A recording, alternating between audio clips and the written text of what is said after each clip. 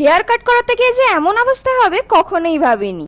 High, আমি সোনিয়া। আজকে যেহেতু সানডে, তাই মা, আমি আর দিদি মিলে বেরিয়ে পড়েছিলাম পার্লার যাওয়ার উদ্দেশ্যে। আর আজকে সকাল থেকে ওয়েদারটা এত সুন্দর হয়ে গেছে, দেখেই মনে হচ্ছে পুজো তো চলেই এলো। আমাদের এখানে তো ভালো সেরকম পার্লার নেই, তাই আন্দুলেই যেতে হয়। আর আন্দুলে যে পার্লারে আমরা যাই সেটা আজকে বন্ধ ছিল। এত দূর এসে তো আর ফিরে যাওয়া যায় না, আর সানডে ছাড়া তো টাইমও হয় না, তাই অন্য একটা পার্লারে চলে এসেছিলাম হেয়ার কাট করতে। আর মাকে ভেবেছিলাম আজকে ফেসিয়াল করাবো, কিন্তু সত্যি বলতে হেয়ার কাটটা আমার একটুও পছন্দ হয়নি। স্টাইলিংও ভালো করে করতে পারেনি হেয়ারটা, বাট আমি তো কিছু বলতেও পারছিলাম না। আর এদিকে মায়ের চলছিল ফেসিয়াল। মায়ের ফেসিয়ালটা ঠিক ছিল, অনেকটাই গ্লো করছিল মায়ের ফেস। তারপরে আস্তে আস্তে মায়ের হেয়ার কাটিং হলো, দিদিরও হেয়ার কাটিং হলো, কিন্তু কারোরই পছন্দ হয়নি হেয়ার কাটিং। কিন্তু তখন কিছু করার আর ছিল না, সবারই হেয়ার কাটিং হয়ে গেছিল। তাই আমরা ভেবে নিয়েছি যে নেক্সট টাইম থেকে আমাদের ওই পার্লারটাতেই যাবো যেখানে আমরা অলওয়েজ যাই। আজকে লাঞ্চের জন্য মুস্কান থেকে বিরিয়ানি নিয়ে নিয়েছিলাম। বাড়ি গিয়ে আবার কে রান্না করবে, এখন অনেকটাই দেরি হয়ে গেছিল। তারপরে চলে গেছিলাম একটা ঘড়ির দোকানে, মা অনেক রকমের ঘড়ি দেখছিল। ফাইনালি মা এই ঘড়িটা কিনলো, এটাই পছন্দ হয়ে গেছিল। তারপর বাড়ি এসে তো সোজা বিরিয়ানি দিয়ে লাঞ্চ করেছি,